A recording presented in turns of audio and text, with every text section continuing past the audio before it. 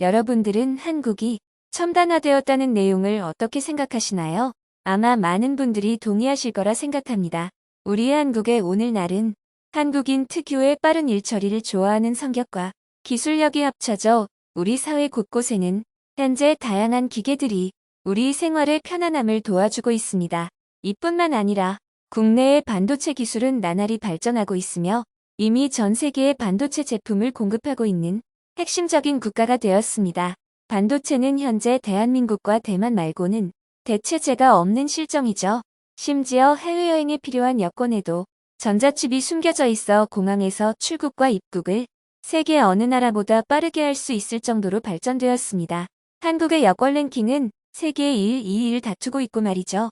과연 한국에 놀러온 외국인들 눈에는 이런 첨단 기계들이 어떻게 보일까요? 최근 한국에서 여행한 외국인이 올린 글을 살펴보겠습니다.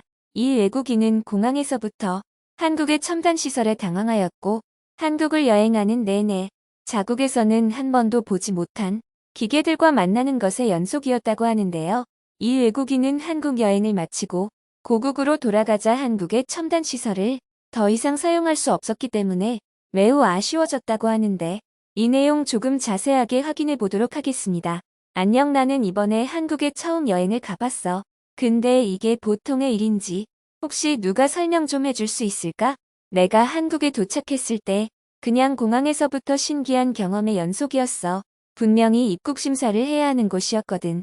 나도 해외를 안 가본 건 아니야. 근데 한국 공항에는 사람은 없고 기계만 있더라고. 그리고 사람들이 자기 여권을 그냥 기계에 대고 몇 가지 버튼을 누르더니 순식간에 통과하더라고. 그래서 정말 편리해 보이길래 나도 사용하고 싶었는데 나는 사용할 수가 없다 하더라. 주변의 한국인에게 물어보니 영어로 친절하게 설명해줬거든. 이건 무슨 서비스를 등록한 한국인 전용 출구라고 해서 이런 시스템이 너무 부러웠어. 우리는 공항 수속 때문에 비행기 탑승 시간보다 5시간 이상은 먼저 가 있어야 하잖아. 이것만 있던 게 아니야. 공항 출구로 나와서 지하철을 탈 때도 내가 진짜 신기하면서도 당황했던 게 바로 교통카드 시스템이었어. 한국에서는 지하철을 탈 때 교통카드를 충전해서 사용하더라고. 심지어 일회용 표를 발급받아도 카드 형태로 된 일회용 교통카드가 나오더라.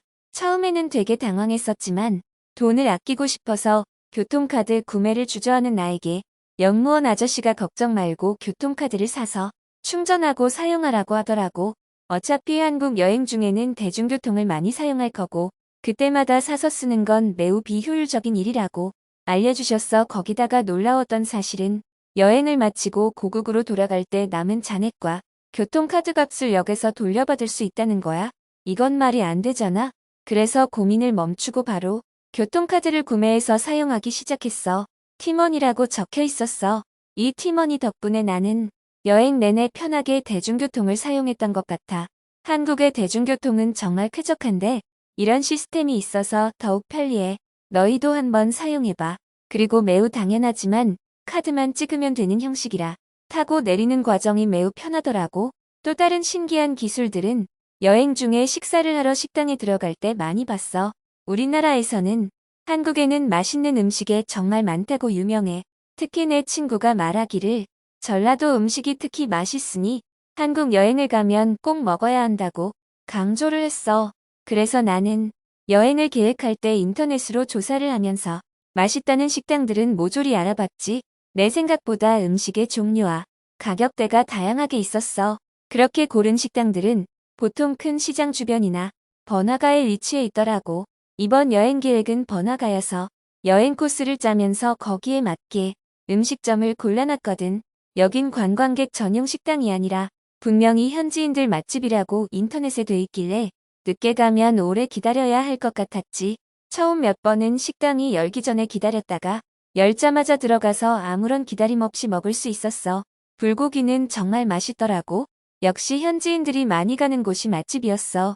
그런데 매번 이럴 수는 없었고 줄을 서서 몇 번인가 기다려야 하는 경우가 생기더라고. 이럴 땐 시간이 아깝길래 그냥 기다리지 말고 주변에 아무데나 들어가서 식사를 할까 생각도 했지. 근데 식당에 줄을 서는 방식이 무척 특이하더라고. 그래서 꼭 써보고 싶어서 물어보니 내 핸드폰 번호를 가게 앞 키오스크에 입력하면 내가 줄을 안 서도 자동으로 순번이 지나가더라고. 사람들도 이 기계를 써서 예약하고 자기들의 시간을 보내다 오더라. 나는 한국인들이 이렇게 효율적으로 시간을 사용하는 그 모습에 정말 감탄했잖아. 아쉽게도 나는 외국인이니 내 핸드폰 번호로 알림이 오지 않잖아. 근데 이것도 해결했어. 한국인 점원분이 내 폰에 어플을 설치해 주더라고. 그리고 그 어플로 알람이 오도록 해뒀어. 그 식당에 들어가기까지 총 1시간 정도 기다렸던 것 같은데 기다리는 동안 명동 주변을 둘러봤어. 덕분에 시간을 하나도 낭비하지 않았어. 이건 정말 효율적이었어. 여행할 때 줄 서느라 시간을 보내면 여행을 즐길 수 없잖아. 한국에서 며칠 이렇게 여행을 하고 나니까 드는 생각이 한국인들은 정말 효율적인 것을 좋아하는 것 같아. 이 사람들은 뭘 할 때도 절대 시간을 낭비하거나 쓸데없이 꽉 채워서 이용하려는 모습을 많이 봤어.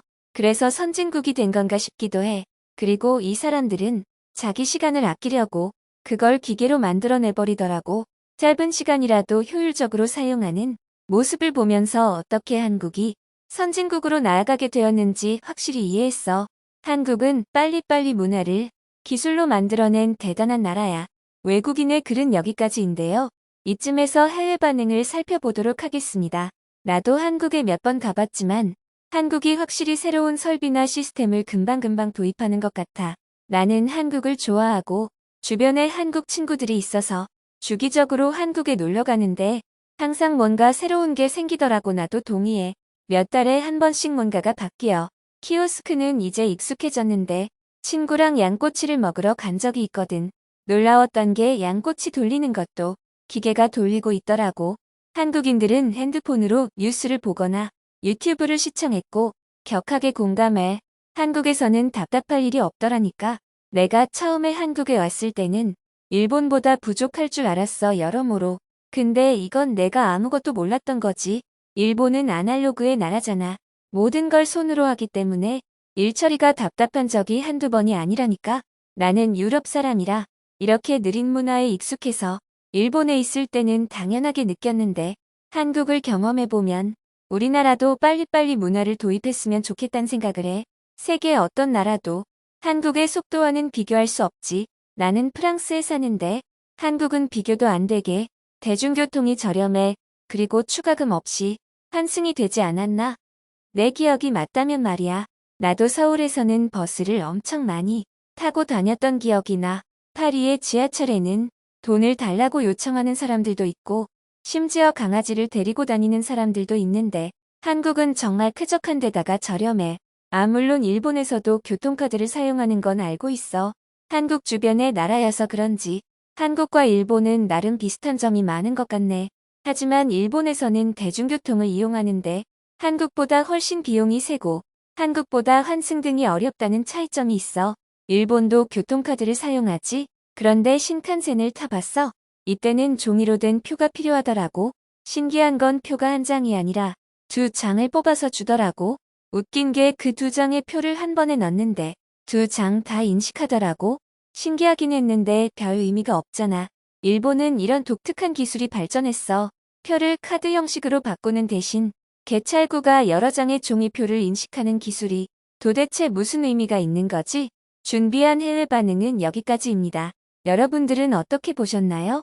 여러분들의 생각을 댓글에 남겨주시기 바랍니다. 항상 시청해주셔서 감사합니다. 다음번에는 더욱 좋은 영상으로 찾아뵙겠습니다. 구독과 좋아요, 알림 설정은 큰 힘이 됩니다. 감사합니다.